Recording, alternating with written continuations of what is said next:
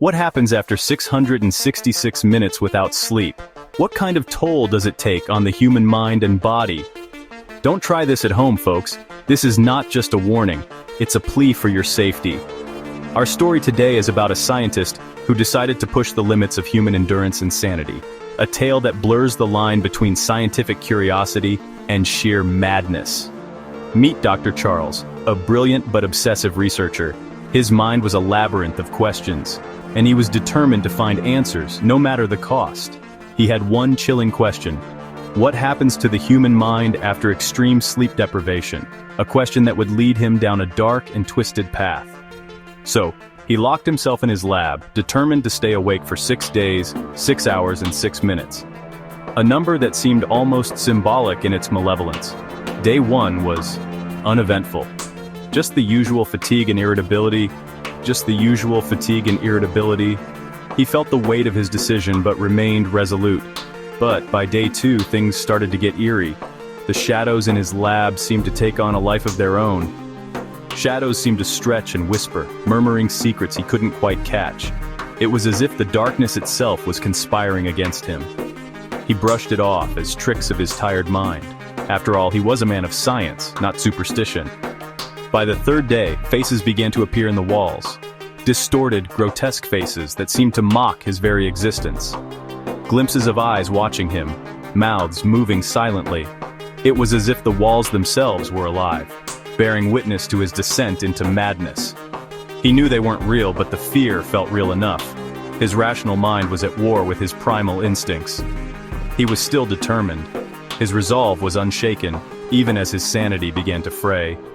By day 4, he was a mess. His once sharp mind was now a fog of confusion and paranoia.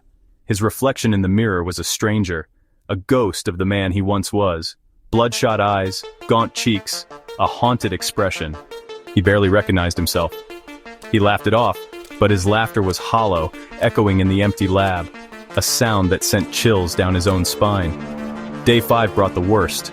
The shadows no longer whispered, they screamed, a cacophony of torment that filled the lab. The shadows no longer whispered, they screamed. Their cries were a symphony of madness. The faces in the walls twisted in agony, mouths gaping in silent screams. It was as if the very fabric of reality was tearing apart. Every creak, every rustle was an impending threat. His senses were heightened, but his mind was breaking. By the 6th day, the barrier between reality and hallucination had shattered. He was lost in a world of his own making.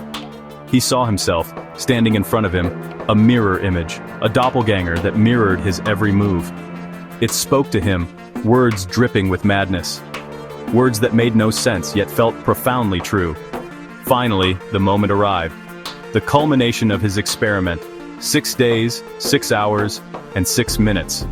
The number that had haunted him from the start. Dr. Charles stood in the center of his lab, surrounded by the horrors he had conjured, a testament to his own hubris. And then, he broke. His mind could take no more.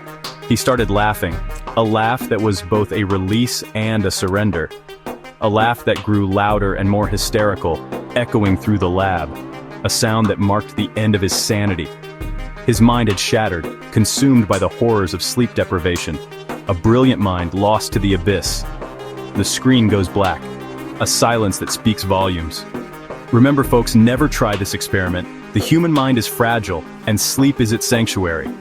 Sleep is vital, and without it we risk losing our sanity, just like Dr. Charles. Cherish your rest, for it is the guardian of your mind. Subscribe for more spine-chilling tales, and remember to sleep well tonight. Your mind will thank you.